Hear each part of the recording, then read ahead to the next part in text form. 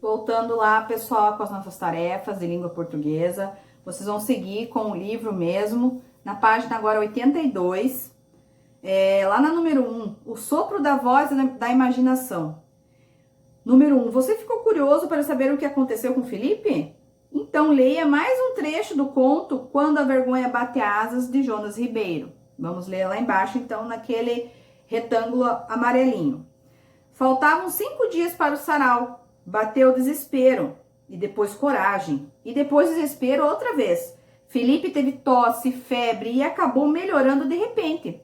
A pasta verde com elástico mudou de lugar.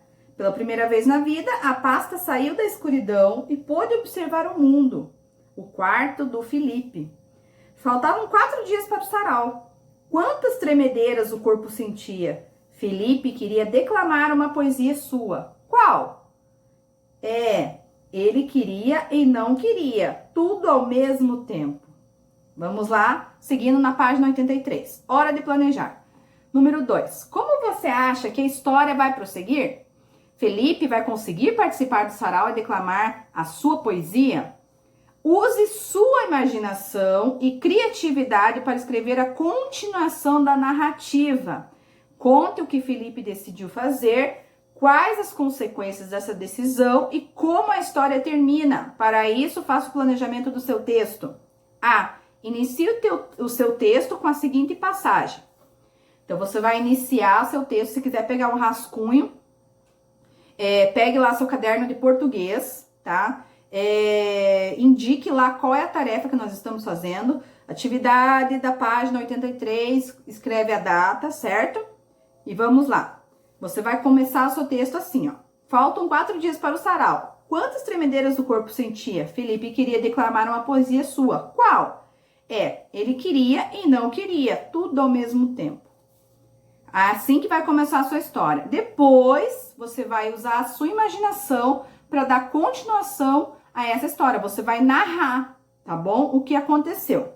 Então, vamos lá. Letra B. Para dar sequência à história, pense nos elementos e nas etapas que constituem a narrativa. Preencha o quadro a seguir para organizar as ideias do seu texto. Então, esse quadro que tem aqui na letra B serve para você organizar o seu texto, para organizar a sua atividade. Então, o que você vai fazer primeiro?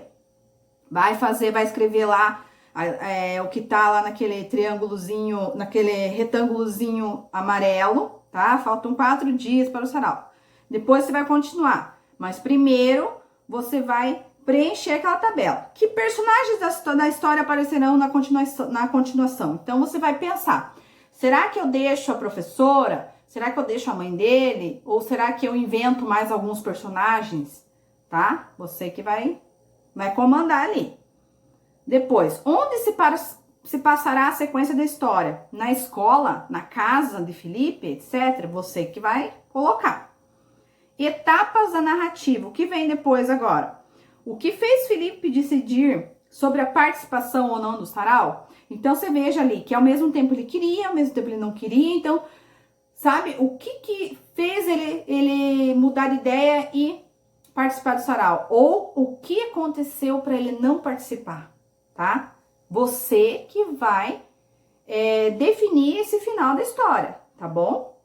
Explique o que aconteceu depois dessa decisão. Narre os fatos ocorridos no dia do sarau. Como a história termina? Seguindo para a página 84. 3. Hora de registrar. Com base em seu planejamento, escreva no caderno a primeira versão do seu texto. Então, com base nisso tudo que a gente aprendeu agora, que a gente viu, você vai fazer a sua versão, tá? O final da história. Como que você modificou, que personagens você colocou, como que você vai fazer. Depois, hora de revisar e reescrever. 4. Revise seu rascunho preenchendo a tabela a seguir, identifique o que pode ser melhorado no texto. Então, você fez lá seu texto no caderno, ok? Do jeito que eu orientei. Você vai ler.